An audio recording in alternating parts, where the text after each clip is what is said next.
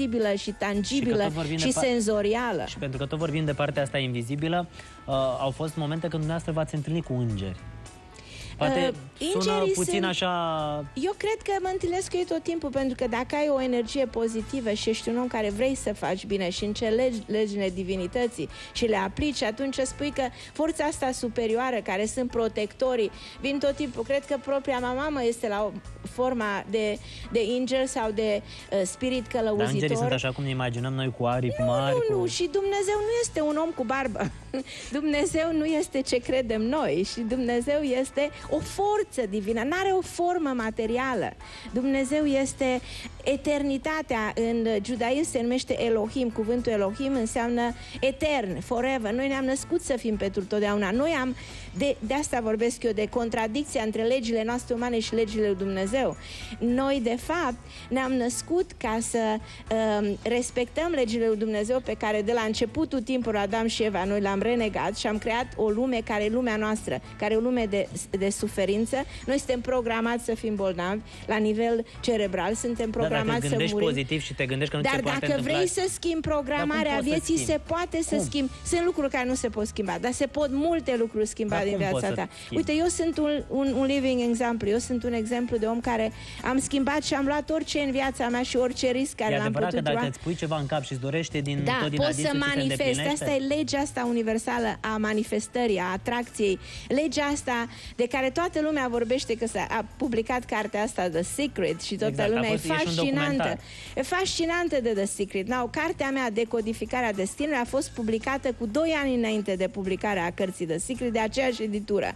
Cei doi proprietari... S-au inspirat un pic din cartea dumneavoastră sau v-au furat ideile de acolo? Foarte interesant. Cei doi proprietari ai cărții The Secret, Cynthia și Richard, Cynthia Black, care este de fapt cea care a creat casa de publicație, m-a întrebat ce o să se întâmple cu editura noastră și am spus: editura voastră va publica o carte care se va vinde atât de mult ca și Biblia. După 2 ani au publicat The Secret și profitul lor material a fost $280 de milioane din The Secret.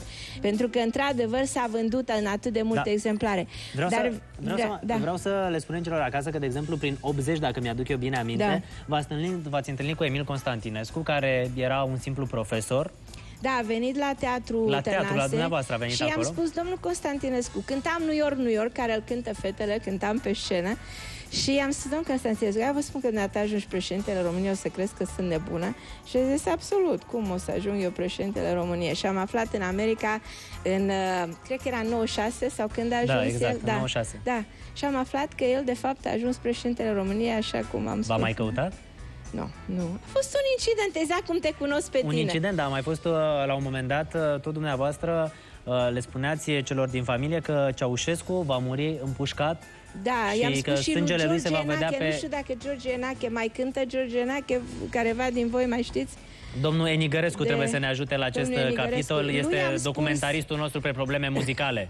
Lui am spus cu mulți ani în urmă, mulți ani înainte de a se întâmpla asta, că eu nu cred că el va continua să fie reales la un moment, dar nu va fi, și că ce se va întâmpla, apropo de legea karmei, este că el va fi omorât. Și eu am cântat la Ceaușescu când aveam 20-21 de ani, mă amintesc cântând la Ceaușescu. Atunci era cu Trio Express, da, nu? am cântat și mă amintesc foarte clar cum mă uitam la el și îl vedeam totdeauna împușcat și veneam totdeauna zăpadă și senzația aceea care de fapt a rămas... Și când le spunea celor din familie, nu ziceau: taci, absolut, spuneau cum să spui așa, cum să zici așa ceva, ne arestează. Exact, e adevărat. Jennifer Lopez am auzit că v-a căutat. A fost la mine, dar în 2000 era cu P. Diddy și am spus că trebuie să ai mare grijă cu acest P. Diddy, pentru că o să-ți aducă probleme. 3 luni mai târziu a fost incidentul cu am pușcat ceva, s-a întâmplat într-un bar și tot ei i-ați spus că va avea și gemeni?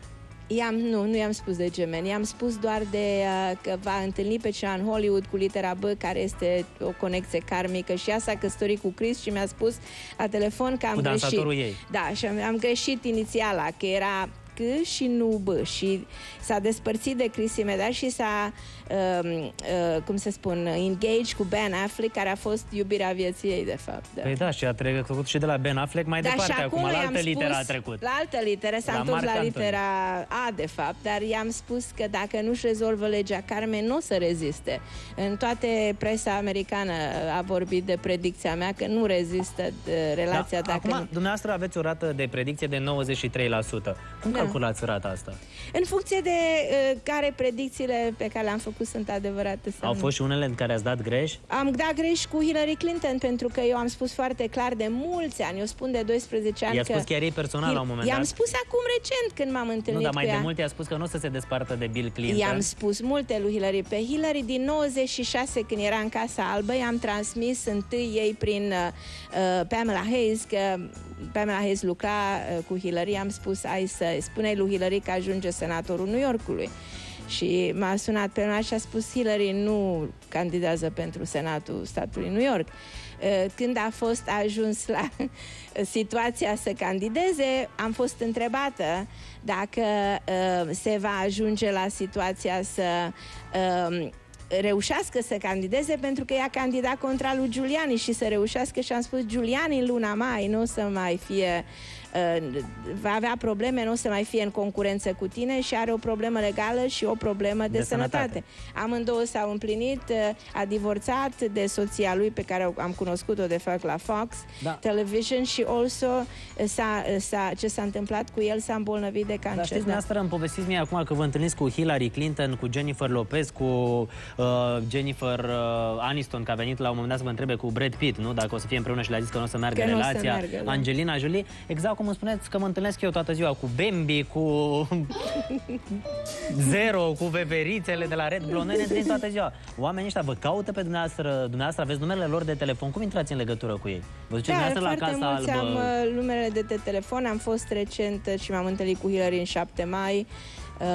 Și m-am întrebat care e situația ei, am spus că eu personal văd reușita ei și de fapt ea a câștigat alegerile în America, a avut cele mai multe voturi. Da. Din cauza așa zisa democrație, mașinațiile de superdelegates care au luat până la urmă, și nu este un choice bun și nu o să iasă bine. Acum v-ați uitat și asupra țării noastre, așa, asupra României. Și ați văzut multe lucruri, și mai bune și mai puțin bune. Dar nu știu nimic, nu știu încă nimic ce se întâmplă aici. Nu sunt foarte clară, pentru că într-o zi de când am ajuns eu cu avionul, de ieri până astăzi, nu pot să spun că știu care sunt lucrurile bune sau mai puțin bune. Am văzut o mare schimbare în țară, de care m-am bucurat extraordinar. Da, adică îmi place cum arată țara, e frumos, sunt schimbări multe. Gândește-te, eu am trăit în România când era cu totul și cu tot altă imagine a țării. Da, de unde e numele de Carmen Hara? Dumneavoastră, eu mi-am luat numele ăsta, mi l-am luat pentru că Hara înseamnă în limba greacă fericire. Și Hara este în știința Ayurveda un punct de terapie. Deci eu am zis, domnule, vreau să mă fac dorința mea să fiu doctor terapist, doctor psiholog, să pot să ajut oamenii să aibă o gândire mai clară, să iasă din negura asta a gândirii care le cauzează și problemele fizice și toate problemele emoționale. Pleacă de la noi, nu? Dacă gândim pozitiv și ne dorim să se întâmple lucruri bune, nu neapărat gândirea pozitivă, să fii foarte atent de karma care o creezi mai mult sau mai puțin intenționat. Și